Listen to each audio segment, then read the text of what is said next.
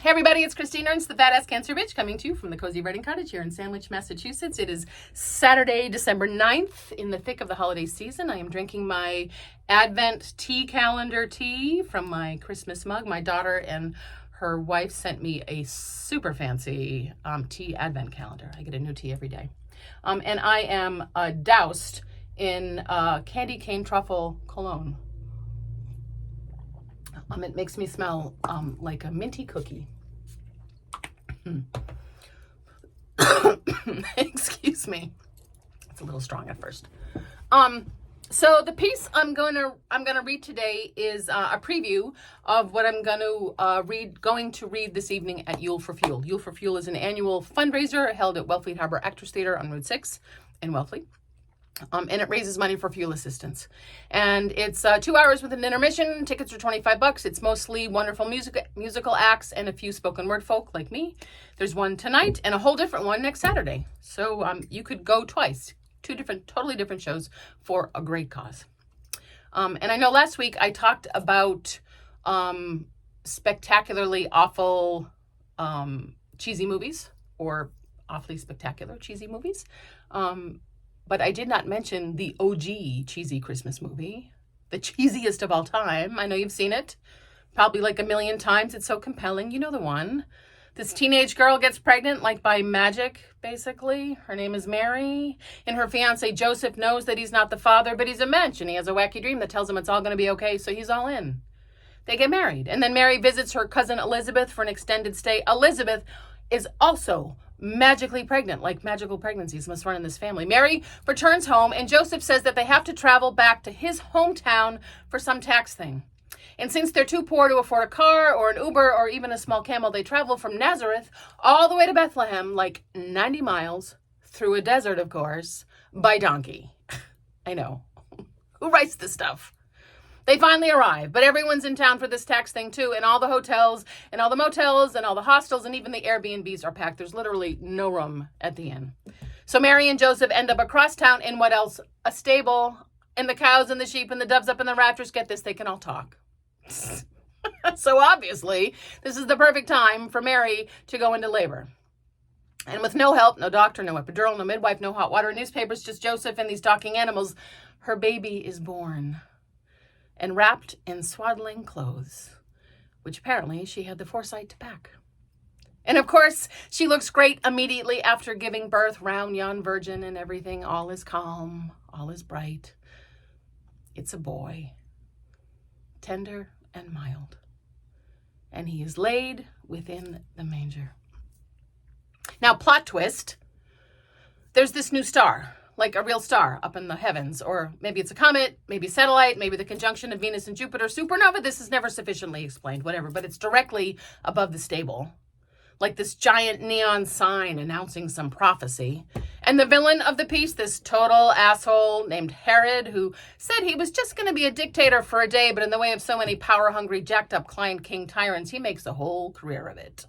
Herod decides it's a conspiracy, fake news, and tells his pals Melchior, Caspar, and Balthazar to go check it out.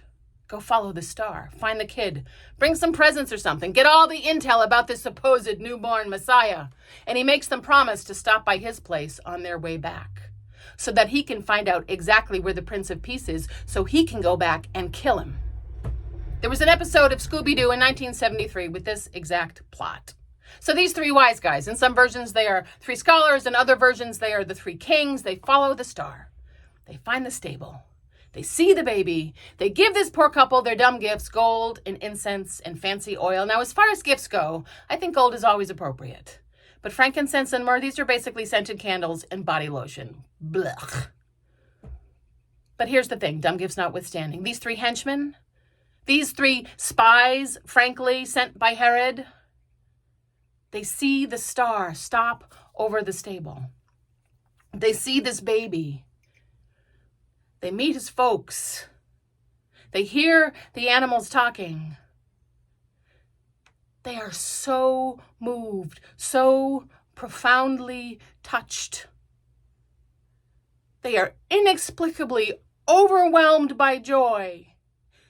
And they fall on their knees in adoration. It is so moving. And thus changed, thus redeemed, they leave. They also have a wacky dream that tells them to switch up their travel plans and take a different route home, so they do not stop at Mar-a-Lago, Herod's place, on the way back, thus outwitting him and sabotaging his plan to murder the light of the world. And the little family is saved and lives happily ever after. If only it ended there. The subsequent sequels, and there are so many, are pretty depressing. Herod reappears over and over for the next 2,000 years with some version of the slaughter of the innocents, which he seems to specialize in, especially lately. A whole cult, though, grows up around Mary, and she makes surprise appearances to mostly children all over the world through the ages, always dressed in her signature blue robe. The baby grows up into a hippie named Jesus who can do impressive magic tricks like turn water into wine, bring the dead back to life, walk on water. The franchise overall is super successful. You should see the swag. I won't spoil the final installment in the series for you, but it's dark. Which is maybe why we love the first stories so much. It has all the elements of the best tales. A child saved, a villain thwarted, animals that can talk. And as cheesy and sentimental and unbelievable as it is, we hold it so dear.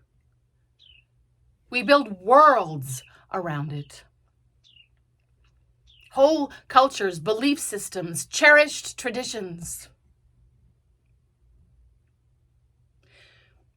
I think we require wonder.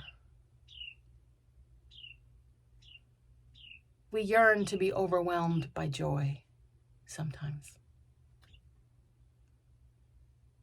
It is a kind of redemption. See how we turn from Herod and his scheming. See how we listen like children to the beautiful story again and again. And wild and sweet, the words repeat of peace on earth, goodwill to men.